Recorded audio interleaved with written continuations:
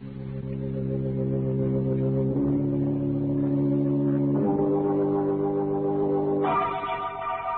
Sanctum Mystery.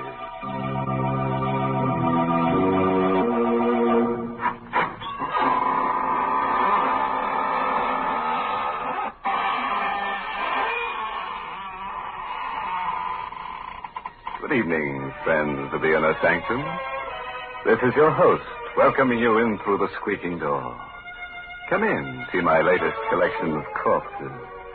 I've dug up some very interesting pieces. But, of course, I had to pay a stiff price. This petrified man, for instance, he's over 100 years old. They found him in a forest. That's right. Aged in the woods. My goodness, do you expect folks to believe nonsense like that? Oh, but it's true, Mary. Look over here at this artist model. The last time she posed for a sketch, she was drawn and quartered. The artist wanted to paint her with her head in her hands, but he didn't have the nerve to axe her. So he sawed her in half. What an imagination you have. You don't believe me. All right. I'm not going to show you my corpse collection anymore. This is the last time. Well, I don't believe that either. Tonight's story is called Dead Man's Debt. It's an original radio play by Robert Newman. And our star tonight is Joseph Julian, who plays the role of Danny.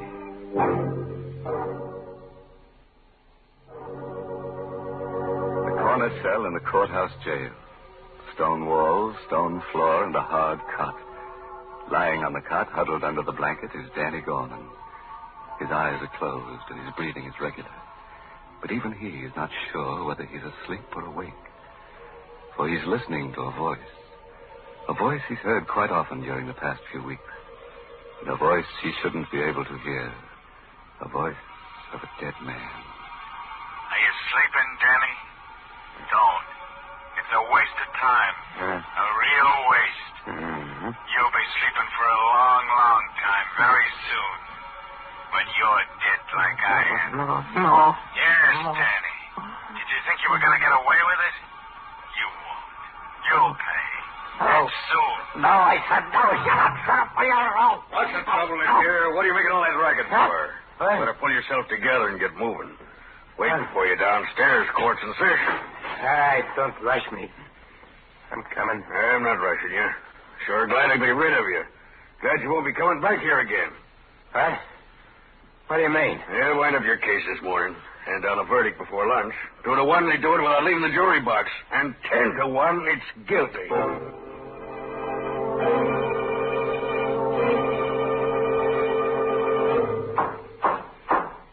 Gentlemen of the jury, have you reached a verdict? We have? Prisoner will rise and face the jury. Go on, Danny. Stand up. What is your verdict? Not guilty. Not Right. guilty. You mean? What a riot. I should have taken him up on it. Then the word he wanted to give me to do it, but it send me up. But I knew it. I knew you would. Order, Mr. Russell. You quiet your client? I apologize, Your Honor, but as you can imagine, he's been under considerable strain. Take it easy, Danny. Danny. Oh, Danny. Well, Gail, hiya, baby. I knew it too, Danny. I knew they'd let you go. They had to.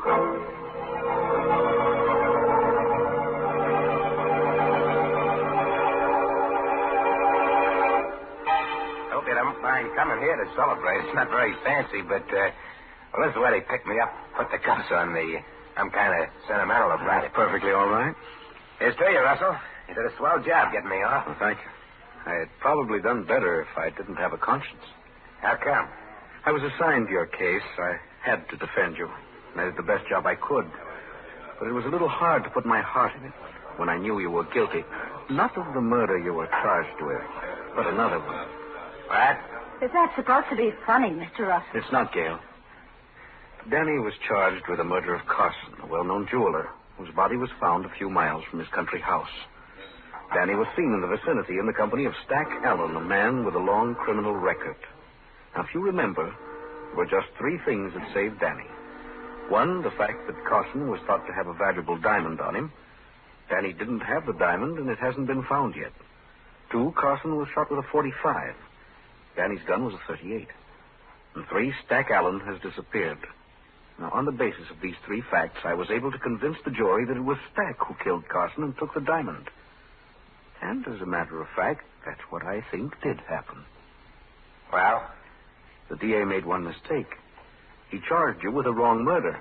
I don't believe you killed Carson, but I do think you killed Stack Allen. That's ridiculous. Danny, tell him it's not true. Tell him. What are you going to do about it? Nothing. I'm not a policeman. I'm an attorney. You're lying. No. You see, basically, I have great respect for the law. I believe that even though it sometimes makes mistakes, it generally corrects them. I think it'll catch up with you. In the meantime, that's the matter of my services. Since I saved your life, I figure you owe me a good deal. Don't worry about that. I'll pay you. Yes?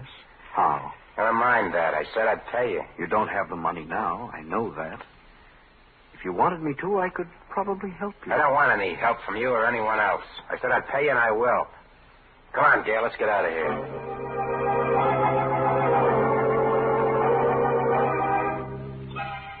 you sleeping again, Danny? That's a mistake. A waste of time. You'll be sleeping for a long, long time when you're dead like I am. Stack, no, leave me alone. I can't, Danny. Not until you pay for what you did to me. And you will pay for that. And soon. Who's that? Who's there? It's me, Danny. Gail. Oh. Okay, just a second. Hello, Danny. Hi. Starting to get a little worried about you. Are you all right? Sure, I'm all right. What is there to worry about? Well, it's been a week since I saw you. I've been hearing things. That you were hanging around with the old gang again. With Frankie. So what? You mean it's true? Danny, you shouldn't. You know what almost happened would have happened if it hadn't been for Mr. Russell. Russell. You wouldn't be here now if it wasn't for him. Danny, you said you were going straight, and instead, he wanted to help you, remember? How are you, Danny? Russell, what are you doing here? Look, if you're worried about your dough, I told you I'd pay you. I never said anything about money, Danny. And I'm not worried about being paid. I'm a firm believer in balancing accounts. We pay for everything we do. What are you driving at? You killed Stack Allen for the diamond you took from Carson. But you never got the diamond. Suppose I help you find it. What? How do you know where it is? I don't know. I'm only guessing. But if you show me where you buried Stack's body, I think maybe we can find it together. You're just trying to trap me. Tag me with Stack's murder. I told you I was an attorney, not a policeman. Okay. Okay, I'll take a chance on it. Get your car, I'll show you.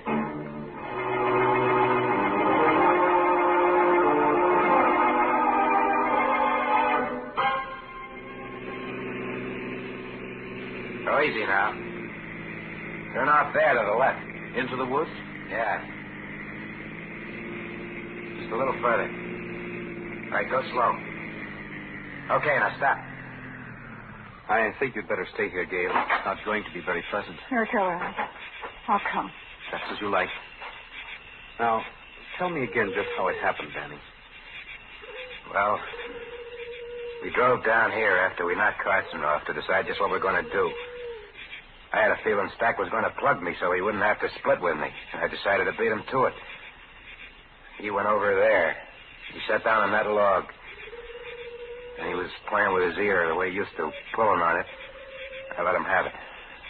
I searched him, but I couldn't find the diamond. What did you do with the body? I dug a deep hole right there. I dumped him in it, and I piled wood on it, and then built a fire. And after it burned down, I covered it up. Okay. Let's get the shovels out of the car and start digging.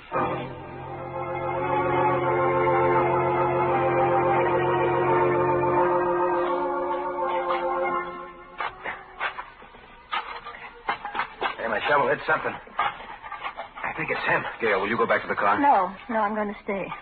I just won't look. There. There he is. At least his bones. Put your shovel under his skull and lift it carefully. Hey, the diamond. The diamond's lying right underneath him. How did you know?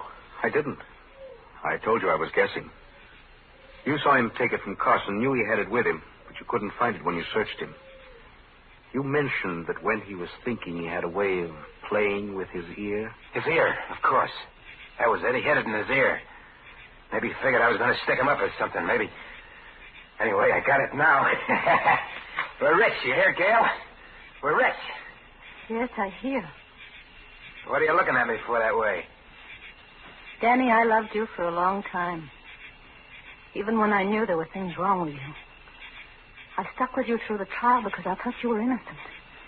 That you hadn't killed Carson. Now I hate you. I stood trial. I got off, didn't I? I paid for the diamond. And now it's mine. Yes, Danny. It's yours. But you haven't paid for it. You're only going to start paying for it.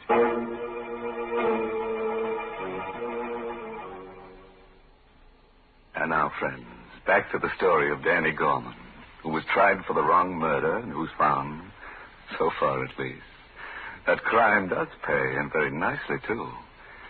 It's about an hour later now, and a car with 3 very silent people in it has just reached the outskirts of the town.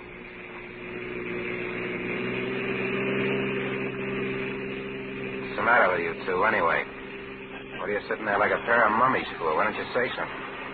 I said everything I had to there in the woods, Danny.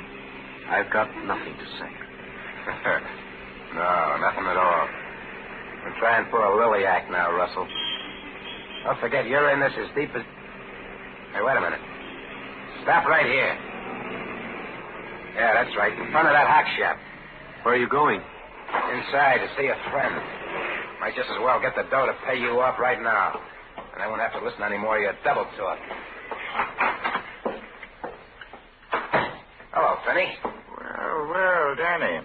Haven't seen you in a long time. And I didn't think I'd ever be seeing you again. How come? Yeah, I thought that anybody who just beaten a murder rap would have sense enough to keep in the clear. Not get mixed up with anything hot.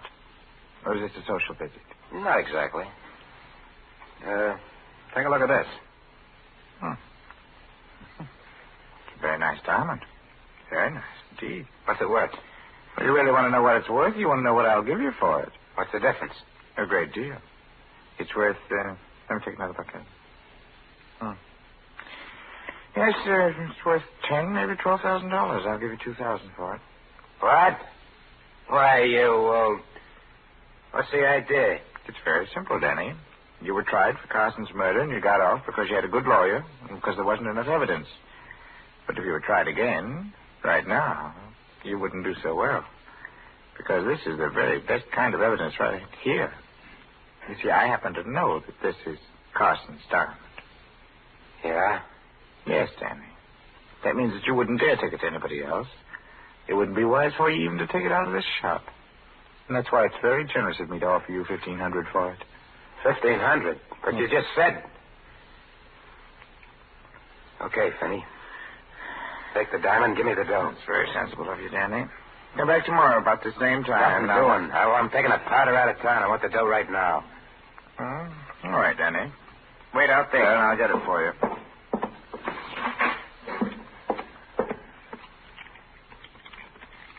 $7, 21, 4, and there we are.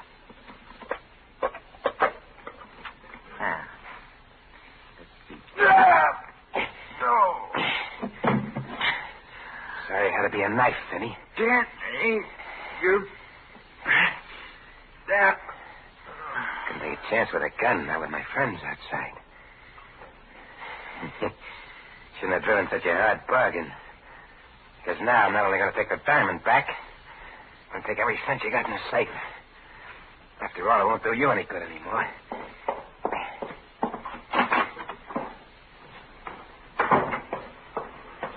All right. Yeah, let's get going. You seem quite pleased with yourself. Why shouldn't I be?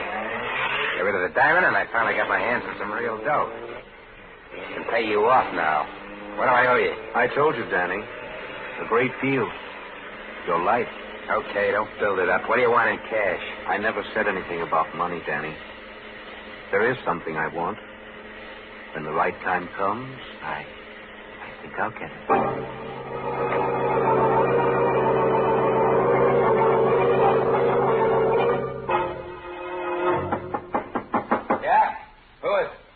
Danny. Frankie.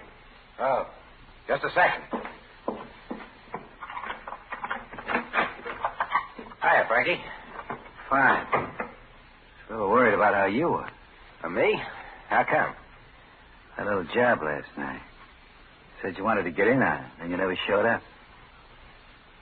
Thought maybe you were sick or something. Oh, that, No. It was just that, well, I changed my mind. Yeah? Yeah, I kind of thought it over. I decided, I better stay in the clear. Let's go straight from now on. That's smart, Danny. Real smart. Yeah, I think so. How'd it go? Smooth as silk. We ended up with stuff worth, 3 or 4 G's anyway. Yeah, swell. Yeah. It's only after it was all over that we ran into something kind of funny. What was that? Well, the stuff was kind of hot, and we thought we ought to unload right away, so we went down to Finney's. You know, the fence. Yeah. We got there, it didn't seem like there was anyone around. I took a gander in the back room, and you won't believe this, but the safe was open. Cleaned out. And it was Finney, dead. What? Well, you have any idea who did it? I don't know. He'd been knifed. Whoever got him left in such a hurry they forgot to take the knife with them. I got it right here. Let's see it. No, don't touch it, Danny. You might get your fingerprints on it, and that'd be bad. I said don't touch it. I'll try any monkey tricks or I'll bash you for keeps. So you were going straight, eh? You mealy-mouthed double-crosser. Where's the diamond? What are you talking about? Don't give me that. You think I know your knife when I say it? There's only one reason you'd go to see Finney. To cash in on that diamond you and Stack took from Carson. Well, I want it. Okay, Frankie, you can have it. I've been having nothing but tough luck ever since I first laid eyes on it. It's over there in my bureau, hidden under my socks. I'll get it for you. You're starting to show some sense. Yeah, I think so. More sense than to let you leave here knowing what you know. Now, get my friend the lawyer down here. Everything will be hunky-dory.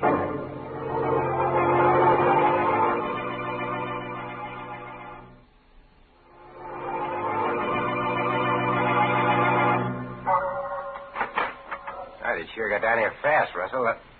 Hey, what's the idea? Bringing Gail with me? I thought she might be interested in anything you might have to say to me. You said something about another case? Yeah. Look over there, in the corner. Oh. Frankie Ring. And he's dead. You killed him? Yeah. It was self-defense. So he came down here to get me to go out on a job with him. I told him I wouldn't, that I was going straight, and he pulled a gun. There it is in his hand. See? I got my own robbed in the bureau, and, well, that was that. Sound okay? Fine. You know, it ain't going to be easy, I know. Me coming up for a second murder rap. But you can get me off. I got plenty of dough this time. I can really pay. The thing is, what do we do first? We don't do anything, Danny. There are a lot of things you can do. My suggestion is that you call the police. Give yourself up. What? You mean you're not going to take this case? No, Danny. Why not? You fought it for me the last time. Yes, Danny, and I told you why. I was assigned the case, couldn't turn it down. Besides, you were being tried for the wrong murder. But this time it won't be the wrong murder. It'll be the right one. This is the one I said was finally going to catch up with you. I see. Is your car downstairs by any chance? Yes. Why? I'm starting to feel a little restless. Let's go places. Go ahead, march. Danny, what are you going to do? Are you kidding? You know about Stack and about Freddie. Somehow I don't think I'd sleep so good knowing that you knew. Besides that, there's one more you don't know about, Finney. I got him yesterday while you were waiting in the car. After your first three, they started to come easy, even dames. We're going to take a little ride together. But I got a feeling we're not all of us coming back.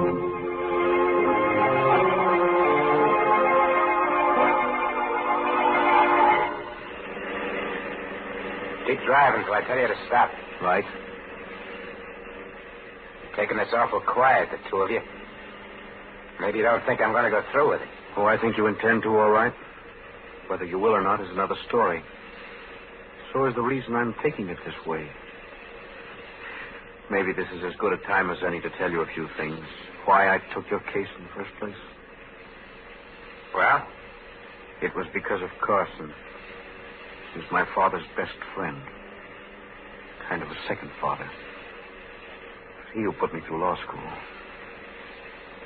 When he was murdered, I made up my mind to get to the bottom of it, find out who killed him. I didn't think it was you, and it wasn't. You were involved. And I knew that if I helped you get what the murder was committed for, the diamond, eventually you'd pay for the murder you committed. Well, now you've got not one, but 3 murders to pay for. What are you stopping for? Railroad crossing. There's a train coming. Can't you hear the bell? Told you to keep going till I said for you to stop. Okay. Hey, what's the idea? Stall the car. Yeah. To make sure it stays stalled, I'll just take these keys. Danny, we're right on the track. Yeah. This is it. You fell in love, see? You ran away together, smacked into the train. Now, don't try to do it. They're locked. I'll just wait over here and make sure everything goes the way it should. Well, dear. Somehow I'm not frightened. And I don't care. Hey, my foot! My foot! It's gone! The train! It's not coming down your track. It's coming down this one! Hey, Russell! Here, help me! Help me!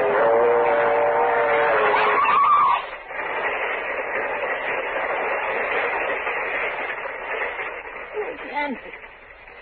Yes. He was on the wrong track. Then he'd been on the wrong track for a long time. John, what was it you said before about why you took the case? Was it true?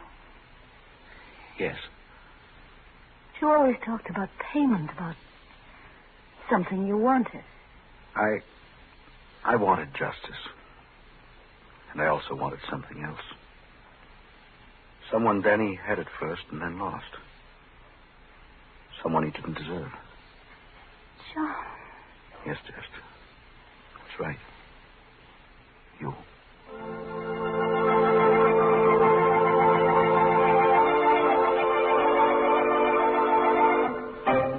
Say, what is this anyway? Inner Sanctum or Love's Old Sweet Song? You'd better get yourself another tune, Professor. Or I'd better get myself another program to haunt. That's right. One more sappy ending like that, and they can get themselves another host. Why, what was the matter with that ending? I thought it was the nicest one we've had this year. I thought it was sweet the way those two people discovered they loved each other. Listen, Mary, there's only one kind of sweet stuff that goes on this program, and that's sweet essence of cyanide.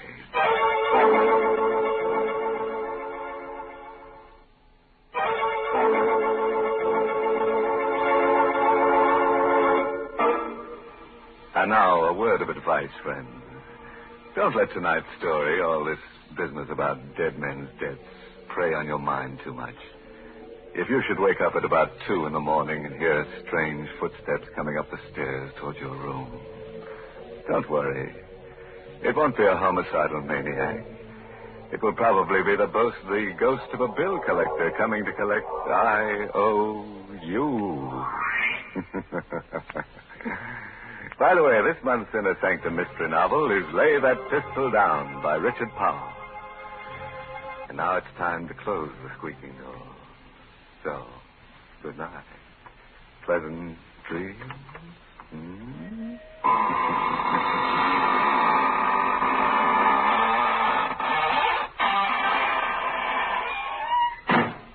This is CBS, the Columbia Broadcasting System.